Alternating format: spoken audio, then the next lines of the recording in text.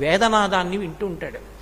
మంత్రాలు చదివేటప్పుడు దోషం ఎక్కువ వచ్చిందనుకోండి, స్వరంలో దోషం, కోపం వచ్చేస్తుంది. ఎవరిని ఏం చేయడు, కోపం వచ్చి అలుగుతాడు. అలిగి కలుగులోంచి బయటికి వచ్చేస్తాడు.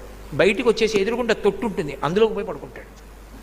నేను లోపల ఉండనంటాడు. నాదం తప్పు వస్తోంది, స్వరం తప్పు వస్తోంది, నేను విన్నా మంత్రం అంటాడు. అప్పుడు వచ్చి మళ్ళీ స్వరంతో చదువుతారు మంత్రం.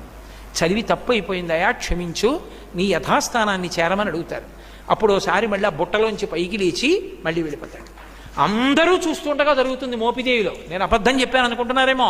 మీరు కావాలంటే అర్చకుల్ని వెళ్ళి అడగండి, కిందే ఉంటుంది కలుగు, అందులోనే పడుకుని ఉంటాడు. అందరూ చూస్తుండగా బయటకు వస్తాడు. స్వరం తప్పినా, అనాచారం ఎక్కువైపోయినా బయటకు వచ్చేసి అలకపాన్ పెక్కి పడుకుంటాడు. మళ్ళీ వెళ్ళి వేదం స్వరంతో చెప్తే లోపలికి వెళ్ళిపోతాడు. ఆ నాదాన్ని ఇష్టపడతాడు కాబట్టి సర్పరూపంలో పడుకుంటాడు. చిన్న అపరాధం జరిగింది, ఒకసారి బ్రహ్మగారిని నిగ్రహించాడు. ఆ కారణానికి వచ్చి పుట్టలో పడుకుని